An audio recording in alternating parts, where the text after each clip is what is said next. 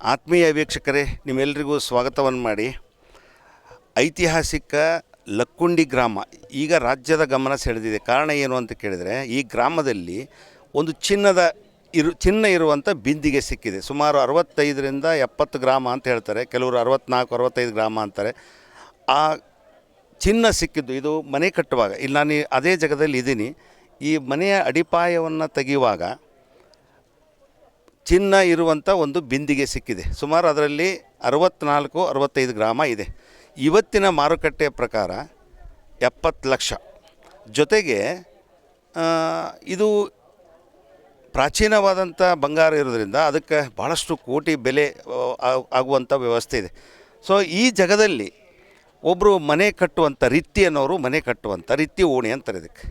So ಹಾಗಾಗಿ ಅವರು ಶನಿವಾರ ದಿವಸ ಅಗಿಯುವಾಗ ಅದು ಸಿಕ್ಕಿದೆ. ಈಗ ಅದನ್ನು ಸಂಬಂಧಪಟ್ಟ ಅಧಿಕಾರಿಗಳು ವಶಕ್ಕೆ ಪಡ್ಕೊಂಡಿದ್ದಾರೆ. ಅವ್ರಿಗೆ ಏನೇನು ವ್ಯವಸ್ಥೆ ಮಾಡಬೇಕು ಅದನ್ನೆಲ್ಲ ನಾವು ಮಾಡ್ತೀವಂತೆ ಕೆಲವರು ಹೇಳಿದ್ದಾರೆ. ಮುಖ್ಯಮಂತ್ರಿಗಳು ಕೂಡ ಈ ಬಗ್ಗೆ ಮಾತಾಡಿದ್ದಾರೆ, ಕಾನೂನು ಸಚಿವರು ಮಾತಾಡಿದ್ದಾರೆ, ಈ ಭಾಗದ ನಾಯಕರು ಸಿದ್ದು ಪಾಟೀಲರು ಮಾತಾಡಿದ್ದಾರೆ. ಈಗ ನಮ್ಮ ಜೊತೆಗೆ ಪ್ರಾಧಿಕಾರದ ಆಯುಕ್ತರಿದ್ದಾರೆ, ಅವರನ್ನು ನಾವು ಮಾತಾಡಿಸ್ತಾ ಹೋಗ್ತೇವೆ. ಈಗ ಏನು ಘಟನೆ ಬಗ್ಗೆ ಹೇಳಿ ಸರ್. ನಿನ್ನೆ ಇಲ್ಲ ಮೊನ್ನೆ ದಿನ ರಿತ್ತಿ ಎನ್ನುವಂಥ ಒಬ್ಬ ಕುಟುಂಬದವರು ಹೊಸ ಮನೆಯನ್ನು ಕಟ್ಟಿಸ್ಬೇಕು, ಹಳೆ ಮನೆಯ ಒಂದು ಬುನಾದಿಯನ್ನು ಅಗಿಯುವಂಥ ಸಂದರ್ಭದಲ್ಲಿ ಪ್ರಜ್ವಲ್ ರಿತ್ತಿ ಎನ್ನುವಂಥ ಒಬ್ಬ ಬಾಲಕನಿಗೆ ಒಂದು ತಾಮ್ರದ ತಂಬಿಗೆ ಸಿಕ್ಕಿದೆ. ಆ ತಂಬಿಗೆ ಸಿಕ್ಕ ನಂತರ ಆ ಮಗು ಏನು ಮಾಡಿದೆ ಅಂದರೆ ಒಂದು 4-5 ಜನ ಸಾರ್ವಜನಿಕರಿಗೆ ತೋರಿಸಿದೆ. ಅವರು ಸ್ಪಷ್ಟವಾಗಿ ಅದ್ರ ಬಗ್ಗೆ ಸಾರ್ವಜನಿಕರಿಗೆ ಗೊತ್ತಿಲ್ಲದೆ ಇರೋದ್ರಿಂದ ಇನ್ನೊಬ್ಬ ತಹಶೀಲ್ದಾರ್ ಅನ್ನುವಂಥ ಒಬ್ಬ ಮಹಿಳಾ ಗ್ರಾಮ ಪಂಚಾಯತಿ ಸದಸ್ಯರ ಮನೆಗೆ ಹೋಗಿ ಮಾಹಿತಿಯನ್ನು ನೀಡಿದ್ದಾರೆ. ಆ ಒಬ್ಬ ಗ್ರಾಮ ಪಂಚಾಯತಿ ಮಾನ್ಯ ಸದಸ್ಯರು ನಮ್ಮ ಲಕ್ಕುಂಡಿ ಪ್ರಾಧಿಕಾರದ ಸದಸ್ಯರಾದಂಥ ಸಿದ್ದು ಪಾಟೀಲ್ರ ಗಮನಕ್ಕೆ ತಂದಿದ್ದಾರೆ. ಅವರು ಮಾನ್ಯ ಶಾಸಕರು, ಸಚಿವರು ಗಮನಕ್ಕೆ ತಂದಿದ್ದಾರೆ. ಮಾನ್ಯ ಸಚಿವರು ಮಾನ್ಯ ಮುಖ್ಯಮಂತ್ರಿಗಳ ಗಮನಕ್ಕೆ ತಂದಿದ್ದಾರೆ. ಒಟ್ಟಾರೆ ಏನು ಅಂತಂದ್ರೆ, ನಮ್ಮ ಲಕ್ಕುಂಡಿಯಲ್ಲಿ 2024 ನವಂಬರ್ 23, 24, 25ರಂದು ನಾವು 3 ದಿನ ಒಂದು ಪ್ರಾಚ್ಯಾವಶೇಷಗಳ ಅನ್ವೇಷಣೆಯನ್ನು ಮಾಡಿದ್ವಿ. ರಸ್ತೆಗಳಲ್ಲಿ, ಕೆರೆಗಳಲ್ಲಿ, ಕಟ್ಟೆಗಳಲ್ಲಿ, ಗಟಾರ್ಗಳಲ್ಲಿರುವಂಥ ಸುಮಾರು 1050ಕ್ಕೂ ಹೆಚ್ಚು ಪ್ರಾಚ್ಯಾವಶೇಷಗಳನ್ನು ನಾವು ಸಂಗ್ರಹ ಮಾಡಿದ್ವಿ. ಲಕ್ಕುಂಡಿ ಅನ್ನುವಂಥದ್ದು ಯುನೆಸ್ಕೋ ಪಟ್ಟಿಗೆ ಸೇರಬೇಕು ಅನ್ನುವಂಥ ಉದ್ದೇಶದಿಂದ ಇಂಟ್ಯಾಕ್ಸ್ ಸಂಸ್ಥೆಯವರು ಒಂದು DPR ಪ್ರಸ್ತಾವನೆಯನ್ನು ಸಹಿತ ಸಿದ್ಧ ಮಾಡ್ಸಕ್ಕಂತಾರೆ. ಕಲ್ಯಾಣಿ ಚಾಲಕರು, ರಾಷ್ಟ್ರಕೂಟರು, ಹೊಯ್ಸಳರು ವಿಜಯನಗರ ಕಾಲದಲ್ಲಿ ಟಂಕಶಾಲೆಯನ್ನು ಹೊಂದಿತ್ತು ಅನ್ನುವಂಥ ಪ್ರತೀತಿಯನ್ನು ಹೊಂದಿರುವಂಥ ಈ ಲಕ್ಕುಂಡಿಯಲ್ಲಿ ಒಂದು ನಿಧಿ ಸಿಕ್ಕಿರುವಂಥದ್ದು. ಸಿಕ್ಕ ನಂತರ ಜಿಲ್ಲಾಡಳಿತದ ವತಿಯಿಂದ ಮಾನ್ಯ ಅಪರ ಜಿಲ್ಲಾಧಿಕಾರಿಗಳು, ತಹಶೀಲ್ದಾರ್ ಅವರು, ಮಾನ್ಯ ಜಿಲ್ಲಾ ವರಿಷ್ಠಾಧಿಕಾರಿಗಳು ತಕ್ಷಣ ಭೇಟಿಯನ್ನು ನೀಡಿದಾಗ ತೂಕವನ್ನು ಮಾಡಿದ್ದಾರೆ. ಸುಮಾರು ಒಂದು 21 ಐಟಮ್, 21 ಆಭರಣಗಳು, 470 ಗ್ರಾಮ್ ಚಿನ್ನ ಸಿಕ್ಕಿದೆ ಮತ್ತು 638 ಗ್ರಾಮ್ ತಾಮ್ರದ ತಂಬಿಗೆಯೂ ಸಿಕ್ಕಿದೆ. ಮೊನ್ನೆ ರಾತ್ರಿ 7:30 ಗಂಟೆಗೆ ಮಾನ್ಯ ತಹಶೀಲ್ದಾರ್ ಅವರ ಒಂದು ನೇತೃತ್ವದಲ್ಲಿ ಜಿಲ್ಲಾ ಖಜಾನೆಗೆ ಲಕ್ಕುಂಡಿಯಲ್ಲಿ ಸಿಕ್ಕಿರುವಂಥ ಎಲ್ಲ ಚಿನ್ನಾಭರಣಗಳನ್ನು ಡಿಪಾಸಿಟ್ ಮಾಡುವಂಥ ಕೆಲಸ ಈಗಾಗಲೇ ಆಗಿದೆ. ಈಗ ಮಾನ್ಯ ಜಿಲ್ಲಾಧಿಕಾರಿಗಳು ಇನ್ನೇನು ಕೆಲವೇ ವೇಳೆಯಲ್ಲಿ ಈ ಒಂದು ಸ್ಥಳವನ್ನು ಪರಿಶೀಲನೆ ಮಾಡ್ತಾರೆ. ಈಗಾಗಲೇ ಮಾನ್ಯ ನರಗುಂದ ವಿಧಾನಸಭಾ ಕ್ಷೇತ್ರದ ಮಾನ್ಯ ಶಾಸಕರಾದಂಥ ಸಿ ಪಾಟೀಲ್ ಸಾಹೇಬರು, ವಿಧಾನ ಪರಿಷತ್ತಿನ ಸದಸ್ಯರಾದಂಥ ಸಂಕನೂರ್ ಸರು ಸಹಿತ ವಿಸಿಟ್ ಮಾಡಿ ಕುಟುಂಬದವರಿಗೆ ಒಂದು ಮಾತುಕತೆಯನ್ನು ಮಾಡಿ ಅವ್ರಿಗೇನು ಸರ್ಕಾರದಿಂದ ಸಹಾಯ ಸಹಕಾರ ಮಾಡಬೇಕು ಆ ಎಲ್ಲ ವಿಷಯಗಳ ಕುರಿತು ಮಾನ್ಯ ಸಿ ಪಾಟೀಲ್ ಸಾಹೇಬರು ಈಗಾಗಲೇ ಭರವಸೆಯನ್ನು ನೀಡಿ ಹೋಗಿದ್ದಾರೆ. ನಿಮ್ಮ ಪ್ರಾಧಿಕಾರದಿಂದ ಏನು ವ್ಯವಸ್ಥೆ ಇದೆ? ಈಗ ಪ್ರಾಧಿಕಾರ ಅಂದರೆ ಅದಕ್ಕೊಂದು ನಾರ್ಮ್ಸ್ ಇರ್ತಾವೆ. ಇಂಥ ನಿಧಿ ಸಿಕ್ಕಾಗ ಇದಕ್ಕೇನು ಪರಿಹಾರ ಮಾಡಬೇಕು ಮತ್ತು ಇಲ್ಲಿ ಡಿಸ್ಪ್ಲೇ ಮಾಡಬೇಕು. ಅದು ಏನು ಸಿಕ್ತು ಅನ್ನೋದನ್ನು ಡಿಸ್ಪ್ಲೇ ಮಾಡಬೇಕು. ಆ್ಯಕ್ಚುಲಿ ನೀವು ಎಲ್ಲೋ ತೊಗೊಂಡೋಗಿ ಇಟ್ಟರೆ ಎಲ್ಲಿ ಎಷ್ಟು ತೊಗೋತು, ಏನಾಯ್ತು, ಅದು ಬೇಕಲ್ಲ. ಅಟ್ಲೀಸ್ಟ್ ಒಂದು ಚಿತ್ರನಾರದು ಬಿಡಿಸ್ಬೇಕಿಲ್ಲೇ ಬಂದು, ಅದು ಇಂತಿಂಥವು ಸಿಕ್ಕಿದಾವ ಫೋಟೋನಾರು ಡಿಸ್ಪ್ಲೇ ಮಾಡಬೇಕು. ಅದನ್ನೂ ಮಾಡಲಿಲ್ಲ. 2 ದಿನ ಆಯಿತು, ಅವ್ರಿಗೇನು ವ್ಯವಸ್ಥೆನೂ ಮಾಡಲಿಲ್ಲ. ಯಾರೋ ಒಬ್ಬರು ಸೆಂಟ್ರಲ್ದಿಂದ ಪ್ರಾಚ್ಯ ಇಲಾಖೆ ಅವರು ಬಂದು ಇದು ನಿಧಿನೇ ಅಲ್ಲ ಅಂತ ಹೇಳಿಬಿಟ್ರು. ಇವತ್ತು ಸ್ಟೇಟ್ದ ಅಧಿಕಾರಿ ಬಂದು ಇದು ನಿಧಿ ಅಂತ ಹೇಳಿದರು. ಏನಿದು ಗೊಂದಲ? ಕರ್ನಾಟಕ ನಿಧಿ ನಿಕ್ಷೇಪ ಅಧಿನಿಯಮ 1962 ಇದೆ. ಅದರಂತೆ ಜಿಲ್ಲಾಡಳಿತ ಮತ್ತು ಪುರಾತತ್ವ ಕರ್ನಾಟಕ ರಾಜ್ಯ ಪುರಾತತ್ವ ವಸ್ತು ಸಂಗ್ರಹಾಲಯ ಮತ್ತು ಪರಂಪರೆ ಇಲಾಖೆ ನಿರ್ದೇಶಕರಾದಂಥ ಶೇಜೇಶ್ವರ್ ಅವರು ಸಹಿತ ಬಂದಿದ್ದಾರೆ. ತಾವೇನು ಹೇಳಾಕುಂತೀರಿ, ಯಾವ್ಯಾವ ಚಿನ್ನಾಭರಣಗಳು ಸಿಕ್ಕಿದವು ಅದು ಡಿಸ್ಪ್ಲೇ ಆಗಬೇಕು ಅಂತ ತಾವು ಹೇಳಿದ್ದು ಒಳ್ಳೆಯ ವಿಚಾರ. ಅದನ್ನು ನಮ್ಮ ಲಕ್ಕುಂಡಿ ಪ್ರಾಧಿಕಾರ ಮತ್ತು ಜಿಲ್ಲಾಡಳಿತದ ವತಿಯಿಂದ ಸಮಗ್ರವಾದಂಥ ಈಗ ತತ್ಕ್ಷಣಕ್ಕೆ ನಾವು ಮಾಡಬೇಕಾಗಿದ್ದಂಥ ಕೆಲಸ ಏನು ಅಂದ್ರೆ ಖಜಾನೆಗೆ ಅದನ್ನು ಸಿಕ್ಕಂಥ ನಿಧಿಯನ್ನು ಆಭರಣಗಳನ್ನು ಡಿಪಾಸಿಟ್ ಮಾಡಬೇಕಾಗಿತ್ತು, ಮಾಡಿದ್ದೀವಿ. ಇವತ್ತು ಮಾನ್ಯ ಜಿಲ್ಲಾಧಿಕಾರಿಗಳೊಂದಿಗೆ ಬೋರ್ಡ್ ಹಾಕ್ಬೇಕು, ನೀವು ಫಸ್ಟ್ ಏನು ಸಿಕ್ತು ಜನರಿಗೆ ಗೊತ್ತಾಗಬೇಕದು. ಇವತ್ತು ಮಾನ್ಯ ಜಿಲ್ಲಾಧಿಕಾರಿಗಳು ಇನ್ನೇನು ಅರ್ಧ ಗಂಟೆಯಲ್ಲಿ ಬರ್ತಾರೆ ಮತ್ತು ನಮ್ಮ ಪುರಾತತ್ವ ನಿರ್ದೇಶಕರು ಸಹಿತ ಆಗಮಿಸಿದ್ದಾರೆ.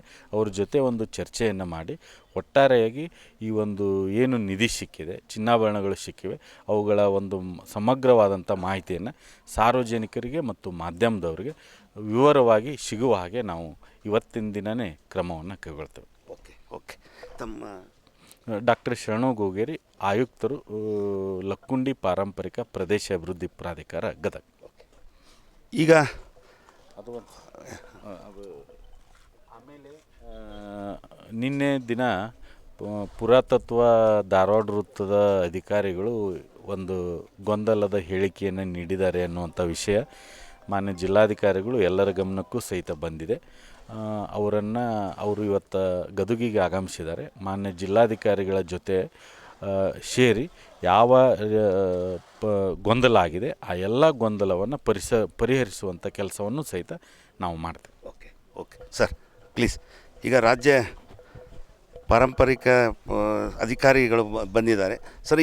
ಈ ಘಟನೆ ಬಗ್ಗೆ ಏನು ಹೇಳ್ತೀರಿ ಸರ್? ಈಗ 2 ದಿನದಿಂದ ನಮಗೆ ಸೋಷಿಯಲ್ ಮೀಡ್ಯಾದಲ್ಲಿ ಅದರಲ್ಲಿ ಇದ್ರ ಬಗ್ಗೆ ಮಾಹಿತಿ ಸಿಕ್ತು. ಆಮೇಲೆ ಮಾನ್ಯ ಜಿಲ್ಲಾಧಿಕಾರಿಗಳ ಕಚೇರಿ ಇದ್ದ, ಆಮೇಲೆ ನಮ್ಮ ಮೇಲಧಿಕಾರಿಗಳ ಸೂಚನೆ ಮೇರೆಗೆ ನಾನು ಇಲ್ಲಿ ಸ್ಥಳ ಪರಿಶೀಲನೆಗೆ ಬಂದಾಗ ಸರ್, ನಾನು ಹಂಪಿ ರಾಜ್ಯ ಪುರಾತತ್ವ ಇಲಾಖೆಯ ನಿರ್ದೇಶಕರು, ಅದರಲ್ಲೂ ಆರ್ಕಿಯಾಲಜಿ ನಿರ್ದೇಶಕರಾಗಿ ಕೆಲಸ ನಿರ್ವಹಿಸ್ತಾ ಇದ್ದೀನಿ ಸರ್.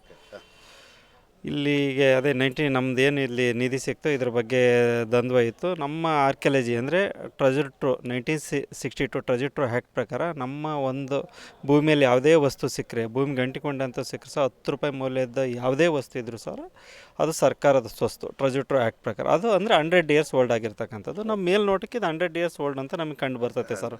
ಇದು ನಿಧಿನೇ ಸರ್, ಖಂಡಿತ ನಿಧಿ. Okay okay.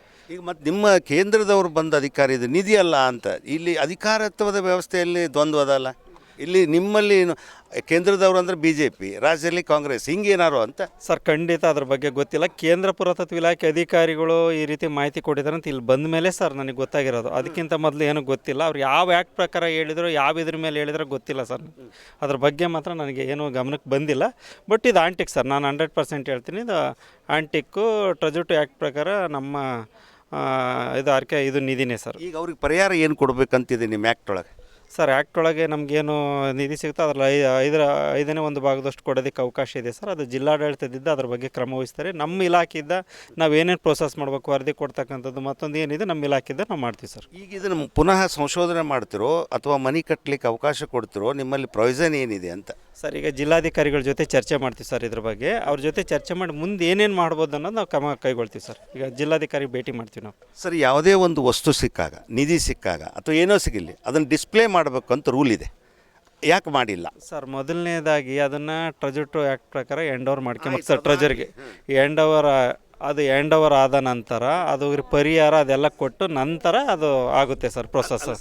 ಫೋಟೋನಾರ ಭಾವಚಿತ್ರನ ಹಾಕಬೇಕಾದ್ರದ್ದು ನೋಡೋಣ ಸರ್. ಅದ್ರ ಬಗ್ಗೆ ನಾನು ಜಿಲ್ಲಾಧಿಕಾರಿಗಳ ಜೊತೆ ಮಾತಾಡ್ತೀನಿ.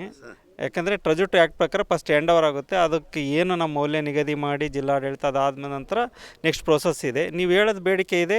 ಈಗ ನಮ್ಮ ಇವರು ಲಕ್ಕುಂಡಿ ಪ್ರಾಧಿಕಾರದ ಆಯುಕ್ತರು ಇದ್ದಾರೆ, ಮತ್ತು ಸಿದ್ದು ಪಟೇಲ್ ಅವರು ಇದ್ದಾರೆ, ಮನೆ ಸಚಿವರು ಇದ್ದಾರೆ. ಅವ್ರ ಜೊತೆ ಚರ್ಚೆ ಮಾಡಿ ನಿಮ್ಮದು ಒಂದು ಗಮನಕ್ಕೆ ತರ್ತೀವಿ ಸರ್, ಖಂಡಿತ. ಡಾಕ್ಟರ್ ಆರ್ ಶೇಜೇಶ್ವರ್, ನಿರ್ದೇಶಕರು. ಕೇಳಿದ್ರಲ್ಲ, ಇದಿಷ್ಟು ಅಧಿಕಾರಿಗಳ ಮಾತು. ಸಂಬಂಧಪಟ್ಟ ಅಧಿಕಾರಿಗಳು ಸ್ಪಷ್ಟವಾದಂಥ ಮಾತುಗಳನ್ನು ಹೇಳಿದ್ದಾರೆ. ಅದರಲ್ಲಿ ವಿಶೇಷವಾಗಿ ಇದು ನಿಧಿನೇ, ಇದರಲ್ಲಿ ಯಾವುದೇ ಸಂಶಯ ಇಲ್ಲ. ಅದು ಹೆಂಗೆ ಹೇಳಿದಾರೋ ಗೊತ್ತಿಲ್ಲ, ಯಾವ ಆ್ಯಕ್ಟ್ ಅವ್ರದ್ದು ಓದ್ಕೊಂಡಿದ್ದಾರೋ ಅವ್ರಿಗೆ ಬಿಟ್ಟ ವಿಷಯ. ಬಟ್ ಈ ನಮ್ಮ ಆ್ಯಕ್ಟ್ ಪ್ರಕಾರ ಇದು ನಿಧಿ ಇದೆ. ಅದಕ್ಕೆ ಸಂಬಂಧಪಟ್ಟಂಥ ಏನು ಮಾಲೀಕರಿದ್ದಾರೆ ಅವ್ರಿಗೆ ಏನು ಕೊಡಬೇಕು, ಅಥವಾ ಏನು ಬಹುಮಾನ, ಗೌರವ ಅಥವಾ ಪರಿಹಾರ, ಸೌಲಭ್ಯ, ಅವನ್ನೆಲ್ಲ ನಮ್ಮ ಅಧಿಕಾರದ ಆಡಳಿತದ ವ್ಯವಸ್ಥೆಯಲ್ಲಿ ಜಿಲ್ಲಾಧಿಕಾರಿಗಳಿಗೆ ಚರ್ಚೆ ಮಾಡಿ ನಾವು ಕೊಡುವಂಥ ವ್ಯವಸ್ಥೆ ಮಾಡ್ತೇವೆ. ಯಾಕಂದರೆ ಅವ್ರು ಪ್ರಾಮಾಣಿಕವಾಗಿ ಆ ವಸ್ತುವನ್ನು ನಮ್ಗೆ ಕೊಟ್ಟಿದ್ದಾರೆ, ಅವ್ರಿಗೆ ನಾವು ಬೆಲೆ ಕೊಡಬೇಕು. ಆ ನಿಟ್ಟಿನಲ್ಲಿ ಜಿಲ್ಲಾಡಳಿತ ಜೊತೆಗೆ ಚರ್ಚೆ ಮಾಡಿ ಅವರಿಗೆ ಪರಿಹಾರ ಕೊಡುವಂಥ ವ್ಯವಸ್ಥೆಯನ್ನು ನಾವು ಮಾಡ್ತೇವೆ ಅಂತ.